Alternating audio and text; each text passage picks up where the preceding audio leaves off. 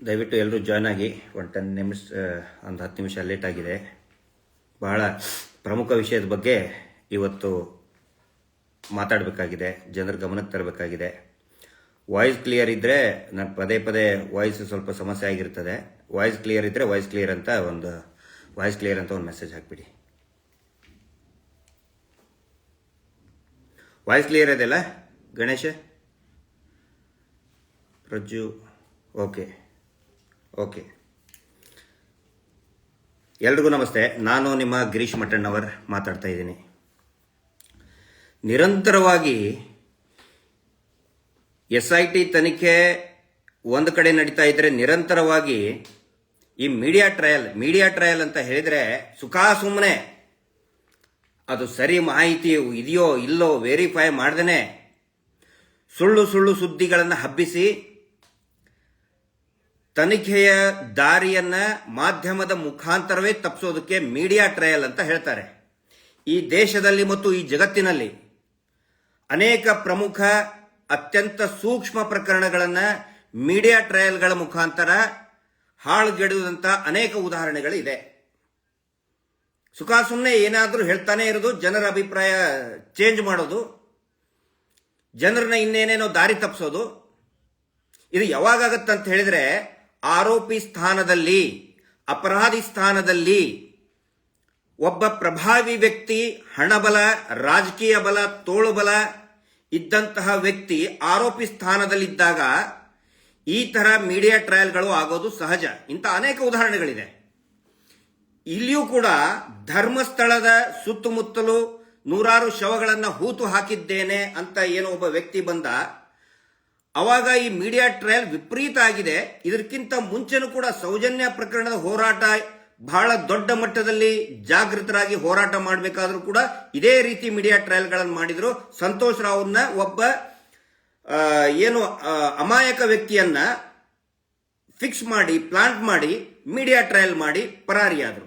ಅದಕ್ಕಿಂತ ಹಿಂದೆ ನಡೆದಕ್ಕಂತಹ ಆನೆ ಮಾವುತನ ಕೇಸು, ಪದ್ಮಲತಾ ಪ್ರಕರಣದಲ್ಲಿ ಹೋರಾಟಗಳು ಶುರುವಾದಾಗಲೂ ಕೂಡ ದೇವಸ್ಥಾನಕ್ಕೆ ಚ್ಯುತಿ, ದೇವಸ್ಥಾನಕ್ಕೆ ಅಪಚಾರ, ದೇವಸ್ಥಾನದ ವಿರುದ್ಧ ಷಡ್ಯಂತ್ರ, ಇದುವರೆಗೂ ಕೂಡ ಯಾವುದೇ ಪೊಲೀಸರಿಗೆ, ತನಿಖೆ ಮಾಡಿದಂತಹ ಯಾವುದೇ ಪೊಲೀಸರಿಗೆ, ಈಗ ಮಾಡ್ತಾ ಇರುವಂತಹ SIT ಅವರಿಗೂ ಕೂಡ ಷಡ್ಯಂತ್ರ, ಪಿತೂರಿಯ ಒಂದೇ ಒಂದು ತುಣುಕು ಇದುವರೆಗೂ ಸಿಕ್ಕಿಲ್ಲ, ಸಿಗೋದು ಇಲ್ಲ. ಇದ್ರ ತಾನೇ ಸಿಗಬೇಕು. ಈ ಟಿವಿ ಚಾನೆಲ್ನವರು, ಆಮೇಲೆ ಪೇಪರ್ನವರು, ನನಗೆ ಬೇಜಾರಾಗೋದು ಪ್ರಿಂಟ್ ಮೀಡಿಯಾದವರು ಕೂಡ ಕಂಟಿನ್ಯೂಸ್ ಆಗಿ ಷಡ್ಯಂತ್ರ, ಪಿತೂರಿ ಯಾರು ಮಾಡ್ತಾ ಇದ್ದಾರೆ, ಷಡ್ಯಂತ್ರ ಯಾರು ಮಾಡ್ತಾ ಇದ್ದಾರೆ ಬಿಡಿಸಿ ಇವತ್ತು ಹೇಳ್ತಾ ಇದ್ದೀನಿ. ದಯವಿಟ್ಟು ಕೇಳಿ. ಬುರುಡೆ ಗ್ಯಾಂಗ್ ಅಂತ ಗೇಲಿ ಮಾಡ್ತಿರಲ್ಲ, ಬುರುಡೆ ಲ್ಯಾಬ್ ಇಂತ್ರ ತಂದು ಕೊಟ್ಟಿದ್ದಂತೆ. ಯಾವ ಲ್ಯಾಬ್ ಇಂತ್ರ ತಂದು ಕೊಟ್ಟಿದ್ದನ್ನ ಇದೇ ಟಿವಿ ಚಾನೆಲ್ನವರು ಹೇಳಬೇಕು. ಯಾವ ಲ್ಯಾಬ್ ಇಂತ್ರ ಸುಮ್ಮನೆ ಹಾಗೆ ಉಗಿದು ಹೋಗೋದಲ್ಲ. ಹುಚ್ಚಿಡ್ದಿದೆ ಯಾವ್ದಾದ್ರು ಲ್ಯಾಬ್ನವನಿಗೆ. ಲ್ಯಾಬ್ ಇಂತ್ರ ಅದೇನು ಕಿರಾಣಿ ಅಂಗಡಿನ ಲ್ಯಾಬ್ರೋಟರಿ ಅಂತ ಹೇಳಿದ್ರೆ, ಇನ್ನೊಬ್ಬನು ಹೇಳ್ತಾನೆ FSLಗೆ ನಂಟು ಅಂತ ಹೇಳಿ, ಹಿಡಿದು ಒಳಗೆ ಹಾಕ್ರಿ. ಅವನು ಯಾವನು FSL ಅವ್ನು ಕೊಟ್ಟದವನು? ತನಿಖೆ ಮಾಡೋಕ್ಕಾಗಲ್ವಾ? FSLಗೆ ನಂಟು, ಲ್ಯಾಬಿಗೆ ನಂಟು, ತನಿಖೆಯಲ್ಲಿ ಅದು ಮಾಡ್ಬೇಕಲ್ಲ ಅದನ್ನ, ಯಾವ ಲ್ಯಾಬಿಂದ ಅಂತ ಹೇಳಿ. ಹುಚ್ಚಿಡ್ದಿದೆ ಅವನಿಗಾದ್ರು ಲ್ಯಾಬ್ ಇಂತ್ರ ತಲೆಬುರುಡಿ ಕೊಡೋದಕ್ಕೆ. 100% ಎಲ್ಲಾ ಆತ್ಮವಿಶ್ವಾಸದಿಂದ ಹೇಳ್ತಾ ಇದ್ದೇನೆ, ಆ ವ್ಯಕ್ತಿ ಆ ನಂತರ ಅದು ಎಲ್ಲಿ ಬುರುಡೆ ಧರ್ಮಸ್ಥಳದ ಸುತ್ತಮುತ್ತಲಿಂತ್ರನೇ ತಂದಿದ್ದದು. ತನಿಖೆ ಆಗಲಿ ಅಂತ ನಾವು ಸುಮ್ಮನೆ ಇದ್ದೀವಿ. ನಾನು SIT ಅವ್ರಿಗೆ ವಿನಂತಿ ಮಾಡ್ಕೊಳ್ತಾ ಇದ್ದೀನಿ, ಕೈ ಮುಗಿದು ವಿನಂತಿ ಮಾಡ್ಕೊಳ್ತಾ ಇದ್ದೀನಿ. ನಮಗೆ ಎಲ್ಲಾ ವಿಷಯಗಳನ್ನು ಸಾರ್ವಜನಿಕರ ಮುಂದೆ ಬಿಡೋದು ದೊಡ್ಡ ವಿಷಯ ಅಲ್ಲ. 1 ಗಂಟೆಯಲ್ಲಿ ನಾವು ಹೇಳ್ಬಿಡ್ತೀವಿ, ಎಲ್ಲವನ್ನು ಕೂಡ ಹೇಳ್ಬಿಡ್ತೀವಿ. ಆದ್ರೆ ತನಿಖೆ ಆಗಲಿ, ಥ್ರೂ ಪ್ರಾಪರ್ ಚಾನಲ್ ಹೊರಗಡೆ ಬರಲಿ. ನಾವಿಲ್ಲಿ ಹೋರಾಟಗಾರರಾಗಿ ಇಷ್ಟೇ ಮಾತಾಡ್ತಾ ಇಲ್ಲ, ಒಬ್ಬ ಜವಾಬ್ದಾರಿಯುತ ನಾಗರಿಕರಾಗಿ ನಾವು ಕೆಲಸ ಮಾಡ್ತಾ ಇವಿ. ಅದನ್ನ ಪ್ರತಿಯೊಬ್ಬರು ಅರ್ಥ ಮಾಡ್ಕೋಬೇಕು. ಇಲ್ಲಿ ಏನಾಗ್ತಾ ಇದೆ, ಒಂದ್ ಕಡೆ ವಿಪರೀತ ಮೀಡಿಯಾ ಟ್ರಯಲ್ ಮಾಡ್ತಾ ಇದ್ದಾರೆ. ಸುಜಾತಾ ಭಟ್ ಅವ್ರ ಬಗ್ಗೆ, ಸುಜಾತಾ ಭಟ್ ಅವರು ಸುಳ್ಳು ಹೇಳ್ತಾ ಇದ್ದಾರೆ ನೋಡಿ. ಕಂಟಿನ್ಯೂಸ್ ಆಗಿ ಅವ್ರ ಮೇಲೆ ಬೈತಾನೆ ಹೋದ್ರು. ಸೋಷಿಯಲ್ ಮೀಡಿಯಾದಾಗಿ ಕೆಟ್ಟದಾಗ ಬೈದ್ರು. ವಯಸ್ಸಾದಂತ ಅಜ್ಜಿ, ಅವ್ರಿಗೆ ಹಿಂದಿಲ್ಲ ಮುಂದಿಲ್ಲ. ಅಲ್ಲಿ ಅವ್ರು ಸುಮ್ಮನೆ ಇದ್ರು. ಯಾವಾಗ ಮೀಡಿಯಾ ಟ್ರಯಲ್ ಸ್ಟಾರ್ಟ್ ಆಯ್ತು, ಕಾರ್ನಲ್ಲಿ ಕುಂದ್ರಿಸಿ ಹೇಳ್ತಾರೆ. ಅವ್ರಿಗೆ ಕಾರ್ನಲ್ಲಿ ಕುಂದ್ರಿಸಿ ಹೇಳ್ಕೊಡ್ತಾರೆ. ದಯವಿಟ್ಟು ಯಾರು ಕಾಲ್ ಮಾಡಬೇಡಿ, ಕಾಲ್ ಮಾಡಿದ್ರೆ ಇದನ್ನಾಗ್ತದೆ. ಆ ಏನಾದರೂ ಇಂಟರ್ವ್ಯೂ ತಗೋಬೇಕಂತ ಹೇಳಿದ್ರೆ ಅವ್ರ ಸ್ಟುಡಿಯೋದಲ್ಲಿ ಕರ್ಕೋಬೇಕು ಅಥವಾ ಅವ್ರ ಮನೆಯಲ್ಲಿ ಆರಾಮಾಗಿ ಕುಂದ್ರಿಸಿ ಮಾತಾಡಬೇಕು. ಹೆದರ್ಕೊಂಡು ಅವ್ರನ್ನ ಕಾರಲ್ಲಿ ಕುಂದ್ರಿಸಿ ಸೀಟಲ್ಲಿ ಕುಂದ್ರಿಸಿ ಹೇಳಿಕೆ ತಗೋತಾರೆ. ಹೇಳಿಕೆ ತಗೊಂಡ ತಕ್ಷಣನೇ ಅವ್ರು ಹೇಳ್ತಾರೆ ಇದನ್ನ ನನಗೆ ಹೆದರಿಸಿ ಮಾಡಿದ್ದು ಅಂತೇಳಿ. ಯಾಕೆ SIT ಅವ್ರ ಮೇಲೆ ಕ್ರಮ ಕೈಗೊಂಡಿಲ್ಲ? ಇನ್ನು ಯಾವನವನ ಅಡ್ವೊಕೇಟ್ ಹೋಗಿದ್ದ ರಾತ್ರಿ ಅವ್ರ ಹತ್ರ? ಯಾವನು ಹೇಳಿ ಯಾವ ಯೂಟ್ಯೂಬರ್ ಯಾಕೆ ಅವ್ರನ್ನ ಅರೆಸ್ಟ್ ಮಾಡಲಿಲ್ಲ ಇನ್ನು? ಯಾಕಂತ ಹೇಳಿದ್ರೆ ಸುಜಾತ ಭಟ್ ನೇರವಾಗಿ SITಯ ಸಾಕ್ಷಿದಾರರು ಅವರು. ಇದುವರೆಗೂ ಕೂಡ ನನ್ನ ಆಸ್ತಿ ಇಂಥವ್ರು ಕಬಳಿಸಿದ್ದಾರೆ, ಈ ಜಾಗದಲ್ಲಿ ಹಿಂಗಾಗಿದೆ ನಮ್ಮ ಮುಂದೆ ಹೇಳಿದ್ದಾರೆ, ಎಲ್ಲರ ಮುಂದೆ ಹೇಳಿದ್ದಾರೆ. ನಾನು ಒಬ್ಬನ ಮುಂದೆ ಅಲ್ಲ, ಎಲ್ಲ ನನಗೆ ಭೇಟಿಯಾಗೋಕ್ಕಿಂತ 2-3 ತಿಂಗಳ ಹಿಂದೆ ಒಂದು ಯೂಟ್ಯೂಬ್ನಲ್ಲೇನೆ ಹೇಳ್ಕೊಂಡಿದ್ದಾರೆ ಅವರು. ಹೌದು ಹಿಂಗಿದ್ಲು, ಅದು ನಿಜಾನೋ ಸುಳ್ಳು SIT ಅವ್ರು ತನಿಖೆ ಮಾಡಬೇಕಲ್ಲ. ಮಾಡೋಕ್ಕಿಂತ ಮುಂಚೆನೆ ಇವತ್ತು ಬಂದಿದ್ದಾರೆ ಅಂತ ಕಾಣುತ್ತೆ. ಇದಕ್ಕಿಂತ ಮುಂಚೆ ಕಂಟಿನ್ಯೂಸ್ ಆಗಿ ಮೀಡಿಯಾ ಟ್ರಯಲ್ ಮಾಡಿದ್ರು, ಕೆಟ್ಟದಾಗಿ ಬೈದ್ರು. ಸುಳ್ಳು ಅಜ್ಜಿ, ಮ್ಯಾಜಿಕ್ ಅಜ್ಜಿ, ಅದಕ್ಕೆ ಗಲೀಜಾಗೂ ಬೈದಿದ್ದಾರೆ. ಡಿಪ್ರೆಷನ್ಗೆ ಹೋಗಲ್ವಾ? ಮೀಡಿಯಾ ಟ್ರಯಲ್ ಮಾಡಿ ಅದನ್ನು ಹಾಳು ಮಾಡಿದ್ರು. ಈಗ ನೋಡಿ ಬುರುಡೆ ಗ್ಯಾಂಗ್ ಅಂತ ಹೇಳ್ತಾರೆ, ಇನ್ನೊಂದು ಸ್ಟಾರ್ಟ್ ಆಗಿದೆ ಇವತ್ತು. ಅದು ಮನ್ನಿಂತರನೇ ಸ್ಟೋರಿ ಕ್ರಿಯೇಟ್ ಮಾಡಿದ್ರು. ಅದನ್ನ ಕುಕ್ಕರ್ ಏನೋ ಬ್ಲಾಸ್ಟ್ ಆಗಲಿಲ್ಲ ಅಂತೆ, ಅದ್ಯಾವುದೋ ಟೆರರಿಸ್ಟು NIA ಆಲ್ರೆಡಿ ಇದನ್ನಾಗಿದೆ. ಕುಕ್ಕರ್ ಬ್ಲಾಸ್ಟ್ ಟೆರರಿಸ್ಟ್ಗೂ ಇದಕ್ಕೂ ಏನೋ ಇದ್ರ ಮಾಡ್ತಾ ಇದ್ದಾರೆ. ಆ ದೇಶದ್ರೋಹಿಗಳವ್ರು ಯಾರು? ಆ ದೇಶದ್ರೋಹಿಗಳನ್ನ ಪತ್ತೆ ಹಚ್ಚಬೇಕು. ಅದನ್ನ ಪ್ರಸಾರ ಮಾಡ್ತಾರೆ ಅಂತ TV ಚಾನೆಲ್ಗಳು ಕೂಡ ದೇಶದ್ರೋಹಿ ಕೆಲಸನೇ ಮಾಡ್ತಾ ಇದ್ದಾರೆ. ಯಾಕಂದ್ರೆ ಭಯೋತ್ಪಾದನೆ ಅಂತ ಹೇಳಿದ್ರೆ ಅತ್ಯಂತ ಗಂಭೀರವಾದಂತಹ ಸಮಸ್ಯೆ, ಗಂಭೀರವಾದಂತಹ ಒಂದು ಪ್ರಕರಣಗಳವು. ಅವುಗಳನ್ನ ಒಂದು ಸತ್ಯವಾದಂತಹ ಹೋರಾಟದ ಜೊತೆಗೆ ಸೇರಿಸಿಕೊಂಡು ಪ್ರಸಾರ ಮಾಡ್ತಾ ಇರುವಂತಹ TV ಚಾನೆಲ್ಗಳ ಮೇಲೆ ಕೂಡ ಆಕ್ಷನ್ ತಗೊಳ್ಬೇಕಾಗ್ತದೆ.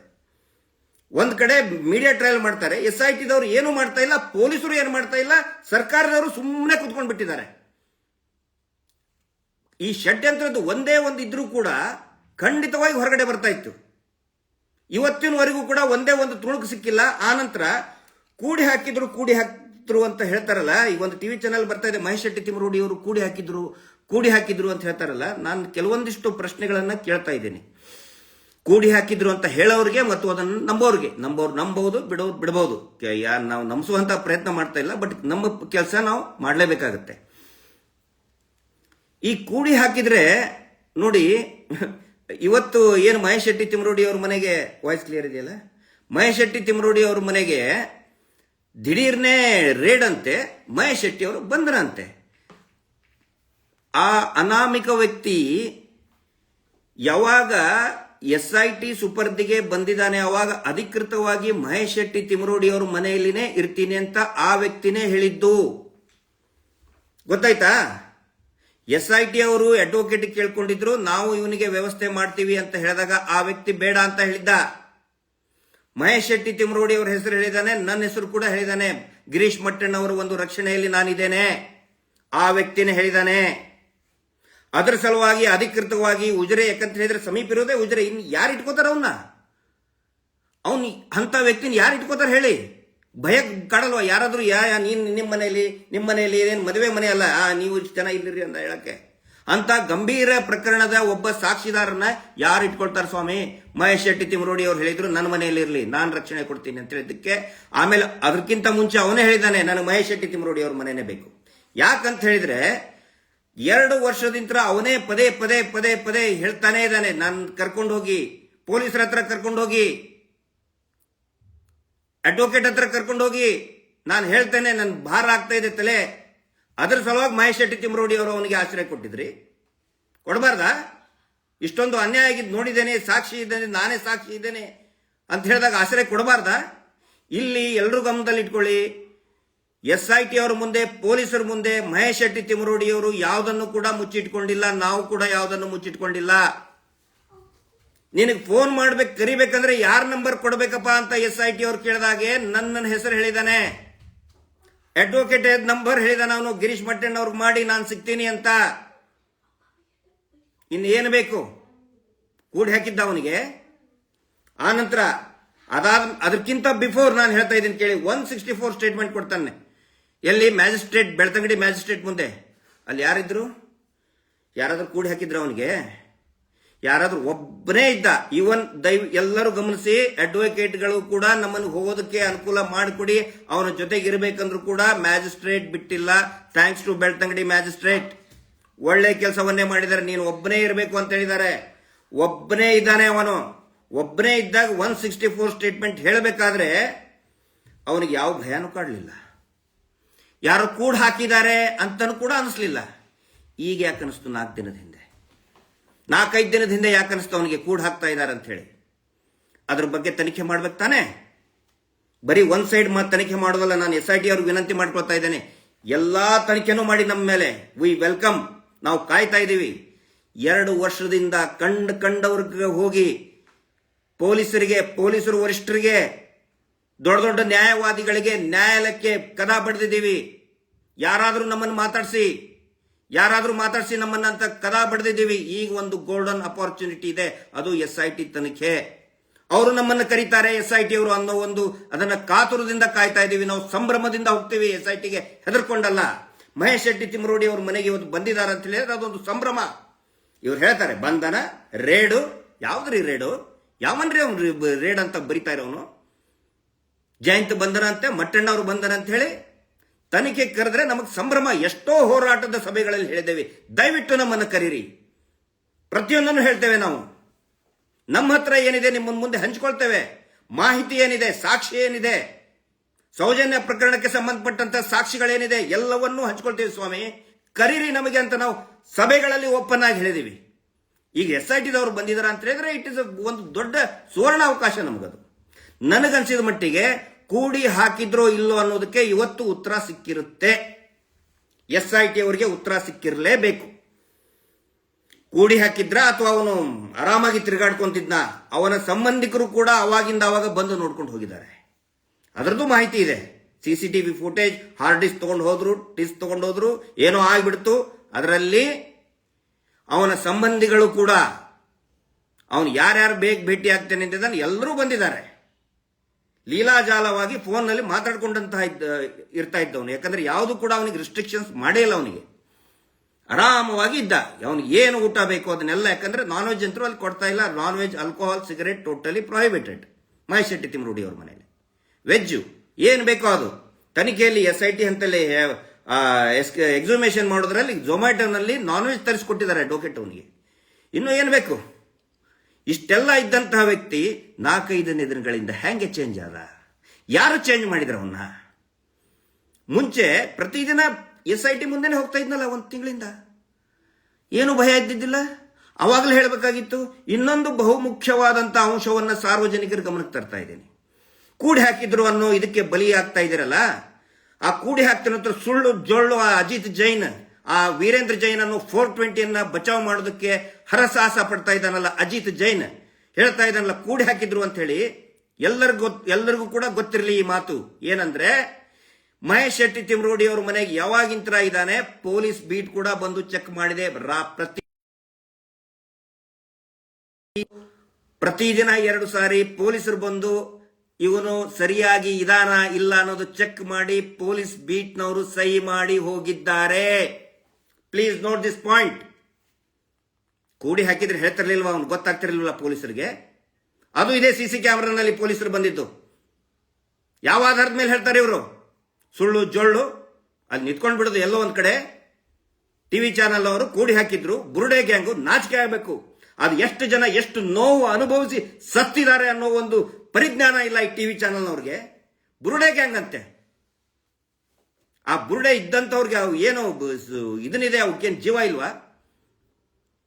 ಆನಂತರ ಡೇ 1 ಇಂದ ಇದು ಬಹಳ ಪ್ರಮುಖವಾದಂತಹ ಮಾಹಿತಿ. ಇನ್ನು SIT ಫಾರ್ಮೇಶನ್ ಆಗಿರಲಿಲ್ಲ.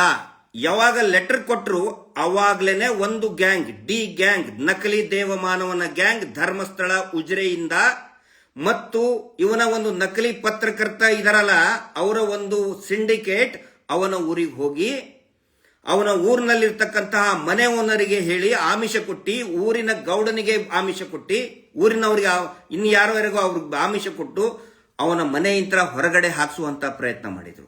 ಆವಾಗ ನಾನು ಸ್ವತಃ ಮೆಸೇಜ್ ಕೂಡ ಮಾಡಿದ್ದೇನೆ ಸಂಬಂಧಪಟ್ಟಂತ ಅಧಿಕಾರಿಗಳಿಗೆ. ಸರ್ ದಯವಿಟ್ಟು ಅವನ ಫ್ಯಾಮಿಲಿಗೆ ಪ್ರೊಟೆಕ್ಷನ್ ಕೊಡಿ. ಆ ಮೆಸೇಜ್ ನನ್ನ ಹತ್ರ ಇದೆ. ಪ್ರೊಟೆಕ್ಷನ್ ಕೊಡಿ ಅವನಿಗೆ, ಅವನ ಫ್ಯಾಮಿಲಿಗೆ ಪ್ರೊಟೆಕ್ಷನ್ ಕೊಡಿ ಅಂತ ಹೇಳಿದ್ರೆ ಯಾರು ಅದನ್ನ ಗಮನಕ್ಕೆ ತಗೊಳ್ಳೇ ಇಲ್ಲ. ಆ ಹೊತ್ತಿಗೆ ಫಸ್ಟ್ ಟೈಮ್ ಅವನಿಗೆ ಥ್ರೆಟ್ಟಿಂಗ್ ಅವಾಗಿಂತನೇ ಶುರು ಆಗಿದೆ. ಅವಾಗ ಏನಾದ್ರೂ ಕರೆಕ್ಟ್ ಆಗಿ ಅವನ ಫ್ಯಾಮಿಲಿಗೆ ಅವನ ಊರಲ್ಲಿ ಪ್ರೊಟೆಕ್ಷನ್ ಕೊಟ್ಟಿದ್ರೆ ಇಷ್ಟೊತ್ತಿಗೆ 100 ಹೆಣಗಳು, ಶವಗಳ ಕಳೆಬರಗಳು ಸಿಗ್ತಾ ಇದ್ದುವು. ಆ ಒಂದು ಹೆದರಿಕೆಯಲ್ಲಿನೇ ಬಹುಶಃ ಬಹುಶಃ ಅವನು ತಪ್ಪು ತೋರಿಸಿದಾನೆ ಅನ್ನುವಂಥ ಒಂದು ಮಾಹಿತಿ ನಮಗೆ ಬರ್ತಾ ಇದೆ. ಹೆದರಿಕೆ ಇಟ್ಟಿರೋದ್ರಿಂದನೇ ಅವನು ಸರಿಯಾಗಿ ತೋರಿಸಿಲ್ಲ. ಅದರ್ವೈಸ್ ಅವನ ಮಾಹಿತಿ ಎಲ್ಲವೂ ಪರ್ಫೆಕ್ಟ್. 100 ಶವಗಳನ್ನು ಅವನು ಹೂತ್ ಹಾಕಿದ್ ನಿಜ. ನಿನ್ನೆ ಮೊನ್ನೆಯಿಂದ ಅಜಯ್ ಮತ್ತೆ ಡಿಟಾಕ್ಸ್ ನಲ್ಲಿ ಆಮೇಲೆ ಸಮೀರಿನ್ ಇದರಲ್ಲಿ ಎಷ್ಟೋ ಇದನ್ನು ವಿಡಿಯೋ ಬಿಡ್ತಾ ಇದ್ದಾರೆ. ಒಂದು ಅವನ ಕಣ್ಣಲ್ಲಿ ಹೆದರಿಕೆ ಕೂಡಿ ಹಾಕಿದ್ದು ಏನಾದರೂ ಕಾಣಿಸ್ತಾ ಇದೆಯಾ ನಿಮಗೆ? ಇದಕ್ಕೆ ಸಂಬಂಧಪಟ್ಟಂತೆ ಇದೇನೋ ಸಂಚು ಅದು ಇದು ಅಂತ ಹೇಳ್ತಾರಲ್ಲ, ಸಂಬಂಧಪಟ್ಟಂತಹ ಪ್ರಮುಖ ಮಾಹಿತಿಯನ್ನ ಮುಂದೆ ಬರುವಂತ ನಾಳೆ ಅಥವಾ ನಾಡಿದ್ದು ಎಲ್ಲರ ಇಡೀ ಸಾರ್ವಜನಿಕರ ಗಮನಕ್ಕೆ ತರ್ತೀವಿ. ನಾವು ಸುಮ್ಮನೆ ಇದ್ವಿ SIT ತನಿಖೆ ಆದ್ಮೇಲೆ ನಾವು ಹೇಳೋಣ ಅಂತ ಹೇಳಿ. ಬಟ್ ಇದಕ್ಕೆ ಏನಾಗ್ತಾ ಇದೆ, ಕಂಟಿನ್ಯೂಸ್ ಮೀಡಿಯಾ ಟ್ರಯಲ್ ಮಾಡಿ ಮಾಡಿ ಮಾಡಿ ಮಾಡಿ ಏನೋ ಒಂದು ಒತ್ತಡ ಹಾಕಿ ಈ ಬಿಜೆಪಿಯವರು ನಕಲಿ ಹಿಂದೂ ಲೀಡರ್ಗಳು, ನಾನು ವಿಜೇಂದ್ರ ಅವರು ವಿನಂತಿ ಮಾಡ್ಕೊತಾ ಇದ್ದೇನೆ, ವಿಜೇಂದ್ರ ಅವರೇ ನಿಮ್ಮ ಬಗ್ಗೆ ನಮಗೆ ಬಹಳ ಗೌರವ ಇದೆ. ಸಣ್ಣ ವಯಸ್ಸು, ದೊಡ್ಡ ಪದವಿಯಲ್ಲಿದ್ದೀರಿ, ಇನ್ನೂ ನೀವು ಮುಂದೆ ಬೆಳಿಬೇಕು ಅನ್ನೋಂಥ ಆಸೆ ಇಟ್ಕೊಂಡಂತವ್ರು ನಾವು. ಯಾಕಂತ ಹೇಳಿದ್ರೆ ನಿಮ್ಮ ತಂದೆ ಆಶ್ರಯದಲ್ಲಿ ನಾವು ರಾಜಕೀಯದಲ್ಲಿ ಬೆಳೆದವರು, ಯಡಿಯೂರಪ್ಪನವ್ರ ಆಶ್ರಯದಲ್ಲಿ ಬೆಳೆದವರು ನಾವು. ನಿಮ್ಮ ಬಗ್ಗೆ ನಾನು ಕೇವಲವಾಗಿ ಮಾತಾಡಲ್ಲ. ಆದರೆ ನಾಳೆ ಸತ್ಯ ಹೊರಗಡೆ ಬಂದಾಗ ನೀವು ಮಾಡ್ತಾ ಇರುವಂತಹ ಈ ಡ್ರಾಮಾಗಳಿಗೆ ನೀವು ಉತ್ತರ ಕೊಡಬೇಕಾಗತ್ತೆ. ಸಾವಿರಾರು ಜನ ಇಲ್ಲಿ ಪ್ರಾಣ ಕಳ್ಕೊಂಡಿದ್ದಾರೆ. ಇಡೀ ರಾಜ್ಯಾದ್ಯಂತ ಬಡ್ಡಿ ದಂಧೆ ಮಾಡಿ ಮಾಡಿ ಮಾಡಿ ಸಾವಿರಾರು ಜನ ಪ್ರಾಣ ಕಳ್ಕೊಂಡಿದ್ದಾರೆ. ಹತ್ಯೆ ಆಗಿದೆ, ಕೊಲೆ ಆಗಿದೆ, ಅತ್ಯಾಚಾರ ಆಗಿದೆ ಧರ್ಮಸ್ಥಳದಲ್ಲಿ. ಅದಕ್ಕೆ ನೀವು ಉತ್ತರ ಕೊಡಲೇಬೇಕಾಗುತ್ತೆ. ವಿಧಾನಸೌಧದಲ್ಲಿ ಸುರೇಶ್ ಕುಮಾರ್ ಅವರು ಯಾವುದೋ ಒಂದು ಫ್ರಾಡ್ ಆಗಿರುವಂತ ಒಂದು ವಿಡಿಯೋ ಕ್ಲಿಪ್ಪಿಂಗ್ ಅನ್ನ, ಎಡಿಟೆಡ್ ಆಗಿರುವಂತಹ ವಿಡಿಯೋ ಕ್ಲಿಪ್ಪಿಂಗ್ ಅನ್ನ, 2 ವರ್ಷ ಹಿಂದಂತ ವಿಡಿಯೋ ಕ್ಲಿಪ್ಪಿಂಗ್ ಬಗ್ಗೆ ಚರ್ಚೆ ಮಾಡ್ತಾರೆ ಆರ್ ಅಶೋಕ್ ಅವರು ಮತ್ತೆ ಸುರೇಶ್ ಕುಮಾರ್ ಅವರು. ಅದ್ರ ಬಗ್ಗೆ ಯಾವ ಚಾನೆಲ್ನವರು ಮಾತಾಡಲ್ಲ. ಗಿರೀಶ್ ಮಟ್ಟಣ್ಣ ಅವ್ರ ಪಕ್ಕ ಯಾವ್ದೋ ರೌಡಿ ಶೀಟರ್ ನಿಂತ್ರೆ ನಾವೇನು ಅವ್ರು ನನಗೆ ಕೊಟ್ಟಿದ್ದು NHRC ವಿಸಿಟಿಂಗ್ ಕಾರ್ಡ್ ಕೊಟ್ಟಿದ್ದು. ರೌಡಿ ಶೀಟರ್ ಇರೋ ವಿಸಿಟಿಂಗ್ ಕಾರ್ಡ್ ನನಗೆ ಕೊಟ್ಟಿಲ್ಲ. ಅವರು ಬರ್ತಾರೆ ರೌಡಿ ಶೀಟರ್ ಅಂದ್ರೆ ಯಾವ ಕಾರಣಕ್ಕೆ ರೌಡಿ ಶೀಟರ್ ಆಗಿದ್ದಾರೆ ಯಾರಿಗ್ ಗೊತ್ತು. ಪಕ್ಕದಲ್ಲಿ ನಿಂತರು ಅದ್ರ ಬಗ್ಗೆ ಒಂದಿನ ಫುಲ್ ಮಾತಾಡಿ. ಸುರೇಶ್ ಕುಮಾರ್ ಹೆಂಗೆ ಗೊಪ್ಪು ಮಾತಾಡಿದ್ರು ವಿಧಾನಸೌಧದಲ್ಲಿ, ಮಾತಾಡಿ ಅದ್ರ ಬಗ್ಗೆ. ಯಾಕೆ ಮಾತಾಡಲ್ಲ ನೀವು ಟಿವಿ ಚಾನೆಲ್ನವರು? 164 ಸ್ಟೇಟ್ಮೆಂಟ್ ಆದ್ಮೇಲೆ 161 ಸ್ಟೇಟ್ಮೆಂಟ್ ಆಗುತ್ತೆ ಪೊಲೀಸರಿಂದ, ದಕ್ಷಿಣ ಕನ್ನಡ ಪೊಲೀಸರಿಂದ, ಬೆಳ್ತಂಗಡಿ ಧರ್ಮಸ್ಥಳ ಪೊಲೀಸರಿಂದ. ಅವಾಗಲೂ ಅವನಿಗೇನು ಹೆದರಿಕೆ ಇಲ್ಲ, ಕೂಡಿ ಹಾಕಿದ್ದೇನೆ ಅಂತ ಹೇಳಿಲ್ಲ.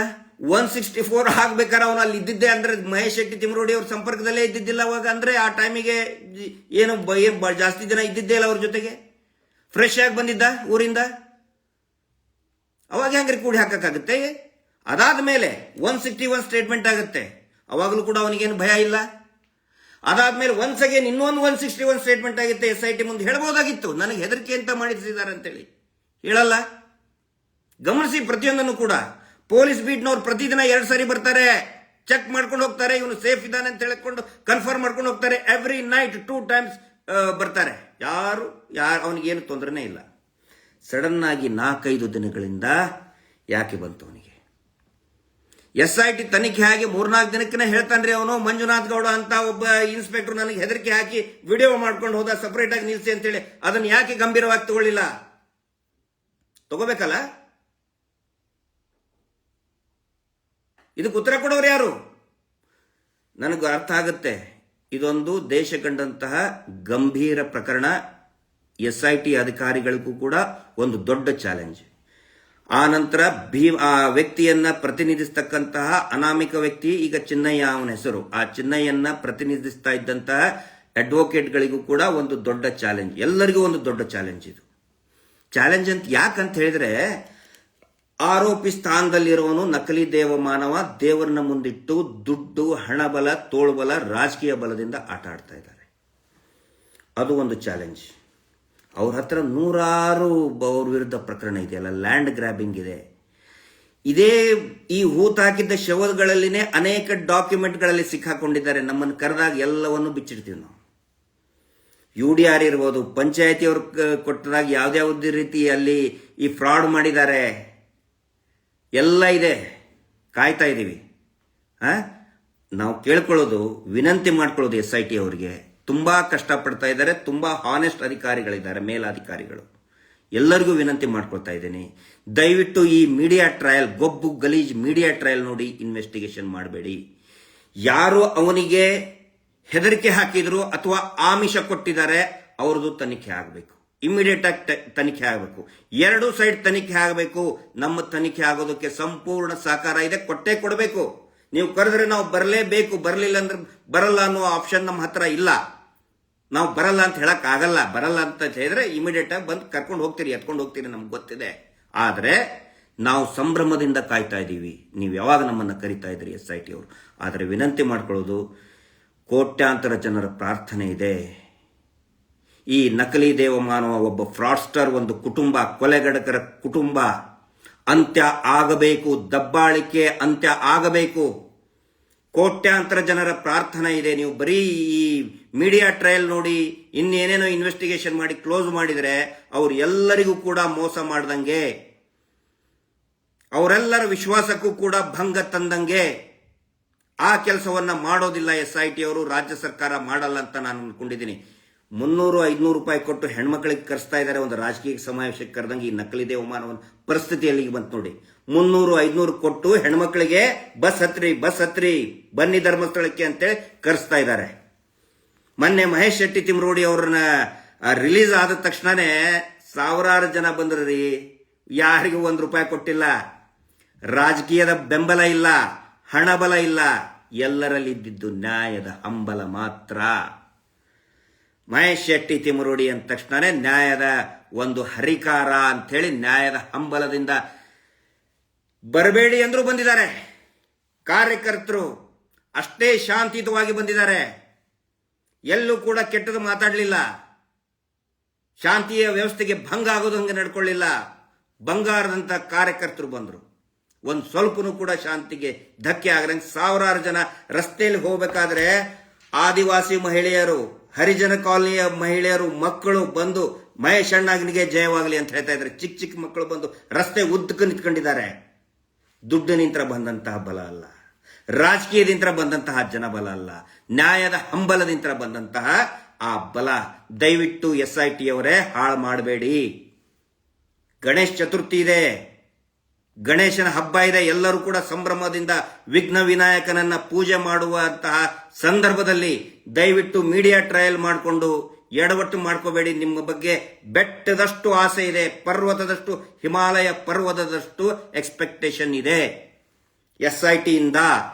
ಯಾರು ಓಡ್ ಹೋಗ್ತಾ ಇಲ್ಲ, ಇಲ್ಲಿ ಓಡ್ ಹೋಗ್ತಾ ಇರೋರು ಅವರು ನಕಲಿ ದೇವಮಾನವ ಅತ್ಯಾಚಾರಿಗಳು. ದಯವಿಟ್ಟು ಅವರ ಕಡೆ ಅವನಿಗೂ ಕೂಡ ನೀವು ಕರೀಲೇಬೇಕು. ಯಾರು ಇವನನ್ನ ತಪ್ಪು ದಾರಿಗೆ ಎಳೆದ್ರು, ಹೆದರಿಸಿದ್ರು ಅಥವಾ ಆಮಿಷ ಕೊಟ್ಟಿದ್ರು, ನಮ್ಮ ಹತ್ರ ಮಾಹಿತಿ ಇದೆ, ನಿಖರವಾದಂತಹ ಮಾಹಿತಿ ಇದೆ. ಅವ್ರನ್ನ ಇನ್ವೆಸ್ಟಿಗೇಷನ್ ಮಾಡದೆ ಒನ್ ಸೈಡ್ ಇನ್ವೆಸ್ಟಿಗೇಷನ್ ಮಾಡ್ತಾ ಇಲ್ಲಿ ಏನಾಗ್ತಾ ಇದೆ ನೋಡಿ. ಬರೀ ನೋಡಿ ಕಂಟಿನ್ಯೂಸ್ ನಮಗೆ ಮಾತಾಡಕ್ ಆಗ್ತಾ ಇಲ್ಲ.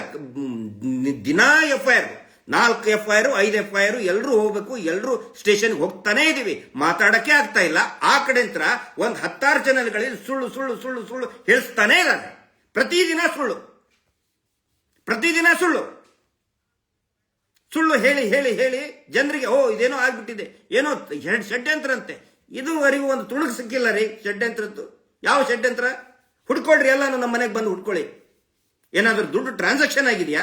ದೇವಸ್ಥಾನ ಮಾಡ್ಬೇಕಂತೇಳಿ ಯಾವನಾದ್ರೂ ಕೋಟ್ಯಾಂತರ ರೂಪಾಯಿ ಕೊಟ್ಟಿದಾನ? ಇಲ್ಲಿ ನಮ್ಮ ಅಕೌಂಟ್ ನಂಬರ್ ಎಲ್ಲವೂ ಕೂಡ ಬಹುಶಃ ನಿಮ್ಮ ಹತ್ರ ಇರ್ತದೆ, ಚೆಕ್ ಮಾಡಿರ್ತೀರಿ. ಇನ್ನೂ ಮಾಡ್ಕೊಳ್ಳಿ, ಪ್ರತಿಯೊಂದು ಮಾಡ್ಕೊಳ್ಳಿ.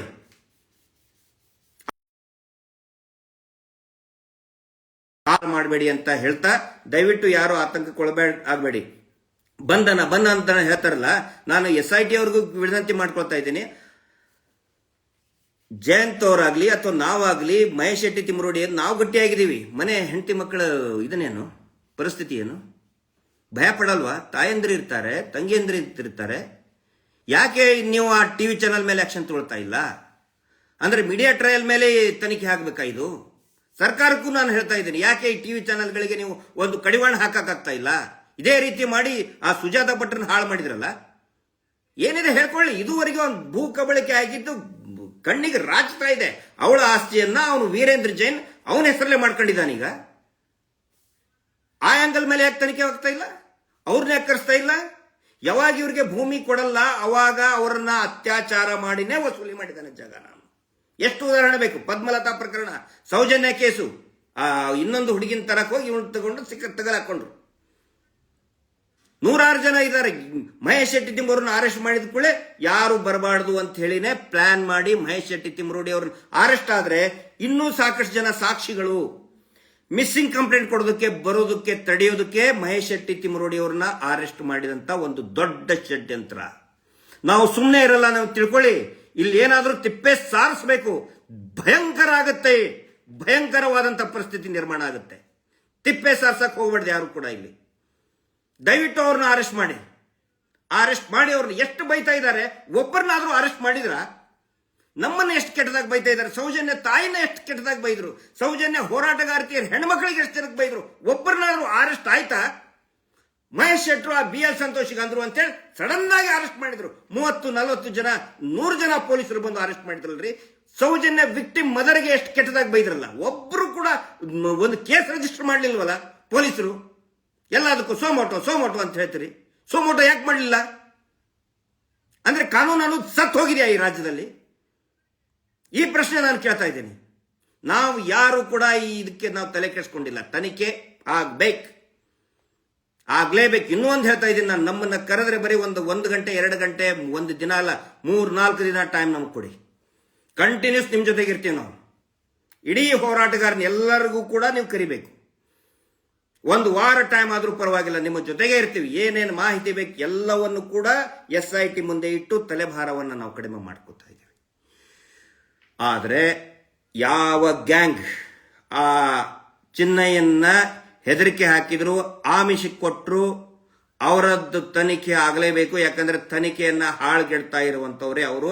ಅವರ ತನಿಖೆ, ಅವ್ರ ಇನ್ವೆಸ್ಟಿಗೇಷನ್ ಆಗಲೇಬೇಕು. ಏನೇ ಪ್ರಯತ್ನ ಮಾಡಿದ್ರು ಕೂಡ, ಎಷ್ಟೇ ತಿಪ್ಪರ್ಲಾಗ ಒಗೆದ್ರೂ ಕೂಡ ನಾವು ಸುಮ್ಮನೆ ಆಗಲ್ಲ. ಯಾಕಂತ ಹೇಳಿದ್ರೆ ನ್ಯಾಯದ ಒಂದು ಹಸಿವು ಇರುವಂತ ಹೋರಾಟ ಇದು. ಎಲ್ಲಿವರೆಗೆ ನ್ಯಾಯ ಸಿಗಲ್ಲ ಅಲ್ಲಿವರೆಗೆ ನಮ್ಮ ಹಸಿವು ಇಂಗಲ್ಲ. ಇನ್ನೂ ದೊಡ್ಡದಾಗಿ ಹೋರಾಟ ಬೆಳೀತದೆ ದೇಶವ್ಯಾಪಿ. ಈಗಾಗಲೇ ಸಾಕಷ್ಟು ಜನ ಎದ್ದಿದ್ದಾರೆ. ದಯವಿಟ್ಟು ಯಾವುದೇ ರೀತಿಯಾದಂತಹ ಅನಾಹುತಕ್ಕೆ ಎಡೆ ಮಾಡಿ ಕೊಡದಂತೆಯೇ ನಾವು ಶಾಂತವಾಗಿನೇ ಇದ್ದೀವಿ. ಸುಮಾರು ಜನ ಹೇಳಿದ್ರು ಕರೆ ಕೊಡ್ರಿ. ನಾವು ಬೇಡ, ಅದರದ್ದು ಮಿಸ್ಅಡ್ವಾಂಟೇಜ್ ಅವ್ರು ತಗೋತಾ ಇದ್ದಾರೆ. ಧರ್ಮಸ್ಥಳ ಚಲೋ ಅಂತೇಳಿ. ಏನ್ರಿ ಧರ್ಮಸ್ಥಳ ಚಲೋ? ನಾವು ಬರ್ತೀವಿ. ಧರ್ಮಸ್ಥಳ ಜೈ, ನಾವು ಜೈ ಅಂತೀವಿ. ಧರ್ಮಸ್ಥಳಕ್ಕೆ ಜೈಯಪ್ಪ, ನಾವು ಜೈ ಅನ್ಬೇಕು, ನಾವು ಅಂದೇ ಅಂತೀವಿ. ನಾವು ಧರ್ಮಸ್ಥಳಕ್ಕೆ ಯಾವಾಗ ಬೈದೀವಿ? ದೇವರಿಗೆ ಯಾವಾಗ ನಮ್ಮ ದೇವರಿಗೆ ನಾವು ಬೈಯಕ್ಕೆ ಸಾಧ್ಯನಾ? ಇದಕ್ಕೆ ಯಾರ್ಯಾರು ಧರ್ಮಸ್ಥಳ ಚಲೋ ಅಂತ ಇದ್ದಾರೆ ಅವ್ರು ಉತ್ತರ ಕೊಡಬೇಕಾಗಿತ್ತು. ನಾನು ರಾಜಕೀಯ ನಾಯಕರಿಗೆ ಹೇಳ್ತಾ ಇದ್ದೇನೆ, ರಾಜಕೀಯ ನಾಯಕರುಗಳು ಡ್ರಾಮಾ ಮಾಡ್ತಾ ಇದ್ದೀರಲ್ಲ, ಒಂದು ದಿನ ನೀವು ಉತ್ತರ ಕೊಡಲೇಬೇಕಾಗುತ್ತೆ. ಇಷ್ಟು ಗೊತ್ತಿರಲಿ. ಹೋರಾಟ ಇನ್ನೂ ಜೋರಾಗಿ ಮುಂದುವರಿತದೆ. ಆ ನಂತರ ಇನ್ನೂ ಒಂದು ಕಾರಣ, ಇವರು ಮಾಡ್ತಾ ಇರೋ ಈ ಡ್ರಾಮಾಗಳಿಗೆ ಯಾಕೆ ಗೊತ್ತಾ? ಇನ್ನೂ ಒಂದು ಕಾರಣ, ಪ್ರಬಲವಾದಂಥ ಕಾರಣ, ಬಡ್ಡಿ ದಂಧೆ. ಇಲ್ಲಿ ಜನ ಕಟ್ಟೋದನ್ನ ನಿಲ್ಲಿಸಬಾರ್ದು. ನೋಡಿ ಮಹೇಶ್ ಶೆಟ್ಟಿ ತಿಮ್ಮರೋಡಿ ಅವ್ರಿಗೆ ಹೆಂಗ್ ಒಳಗೆ ಹೋದ್ರು, ನಮ್ಮ ವಿರುದ್ಧ ಧ್ವನಿ ಎತ್ತಿದ್ರು. ನೋಡಿ ರಾಜಕೀಯ ನಾಯಕರು ನಮ್ಮ ಪರವಾಗಿ ಹೆಂಗ್ ಬಂದಿದ್ದಾರೆ. ಈ ಆರ್ ಅಶೋಕ, ಇನ್ನೊಂದಿಷ್ಟು DK ಶಿವಕುಮಾರ, ಈಗ ಯಾರ್ಯಾರು ಬರ್ತಾ ಇದಾರಲ್ಲ ಅವ್ರನ್ನೆಲ್ಲ ತೋರಿಸಿ ನೋಡಿ ನಮ್ಮ ಪರವಾಗಿ ಅದಾರ, ಬಡ್ಡಿ ಕಟ್ಟ್ರಿ. ಅದ್ರ ಬಗ್ಗೆನೂ ಕೂಡ ಸಂಪೂರ್ಣವಾಗಿ ತನಿಖೆ ಆಗಬೇಕು. ನಾವು ಅದನ್ನು ಆಗ್ರಹ ಮಾಡ್ತಾ ಇದ್ದೇವೆ. ಹೋರಾಟವನ್ನ ಇನ್ನೂ ತೀವ್ರಗೊಳಿಸ್ತೀವಿ. ನಾವು ನಿಲ್ಸಲ್ಲ, ಕಡಿಮೆ ಮಾಡಲ್ಲ, ತೀವ್ರ ಮಾಡ್ತೀವಿ. ರಾಜ್ಯದ ಪ್ರತಿಯೊಬ್ಬರಿಗೂ ನಾನು ಆಗ್ರಹ ಮಾಡ್ತೇನೆ, ಯಾರ್ಯಾರು ಸಾಲ ತಗೊಂಡಿದ್ದೀರಿ ಒಬ್ರು ₹1 ಕೊಟ್ಟಬೇಡಿ. ಈ ಕೊಲೆಗಡ ಕುಟುಂಬಕ್ಕೆ ₹1 ಕಟ್ಟಬೇಡಿ. ಕಟ್ಟೋದಾದ್ರೆ ಹೋಗಿ ಬ್ಯಾಂಕಿಗೆ ಕಟ್ಟಿ. ಇವ್ರು ಹೇಳ್ತಾರಲ್ಲ ಸುಳ್ಳು ಜೊಳ್ಳು ಹೇಳ್ತಾ ಫ್ರಾಡ್ ಮಾಡ್ತಾ ಇದಾರಲ್ಲ, ಅವರಿಗೆ ಹೇಳಿ ಬ್ಯಾಂಕಿಗೆ ಒಯ್ದು ಕಟ್ತೀವಿ ಅಂತ ಹೇಳಿ. ಎಲ್ಲರೂ ಕೂಡ ಬಡ್ಡಿ ಕಟ್ಟೋದನ್ನ ದಯವಿಟ್ಟು ನಿಲ್ಲಿಸಿ. ರಾಜ್ಯ ಸರ್ಕಾರ, ಕೇಂದ್ರ ಸರ್ಕಾರ ಅದ್ರ ಬಗ್ಗೆನೂ ಕೂಡ ತನಿಖೆ ಮಾಡಬೇಕು. ಹೇಳ್ತಾರಲ್ಲ ಏನೋ ದುಡ್ಡು ಬಂದ್ಬಿಡ್ತು ನಮಗಂತೇಳಿ, ಇವ್ರದ್ದು ಮಾಡಿ ಮೊದಲು ಇವ್ರದ್ದು ಹಣೆ ಬರಾನ. ಇಡಿ ಅವ್ರದ್ದು ಇವ್ರದ್ದು ತನಿಖೆ ಆಗಲಿ ಮೊದಲು. ₹1,000 ಕೋಟಿ ಒಂದು ವಾರಕ್ಕೆ ವಸೂಲಿ ಮಾಡ್ತಾ ಇದಾರಲ್ಲ, ಅದು ತನಿಖೆ ಆಗಲಿ. ಹೋರಾಟ ಇನ್ನೂ ದೊಡ್ಡದಾಗುತ್ತೆ, ಇನ್ನೂ ತೀವ್ರಗೊಳಿಸ್ತೀವಿ ಅನ್ನೋ ಮಾತು ಹೇಳ್ತಾ ಇವತ್ತಿನ ಈ ಲೈವ್ ಅನ್ನ ಮುಗಿಸ್ತಾ ಇದ್ದೀನಿ. ಪ್ರಮುಖ ಮಾಹಿತಿಗಳ ಜೊತೆಗೆ ನಿಮ್ಮ ಮುಂದೆ ಬಂದಿದ್ದೀನಿ. ನಾಳೆ ನಾಡ್ದ್ರಲ್ಲಿ ಇನ್ನೂ ಅನೇಕ ಪ್ರಮುಖ ಮಾಹಿತಿ ದಾಖಲೆಗಳನ್ನು ಸಾರ್ವಜನಿಕರ ಮುಂದೆ ಬಿಡ್ತಾ ಇದ್ದೀವಿ ನಾವು. Justice for Sowjanya. ನಮಸ್ತೆ.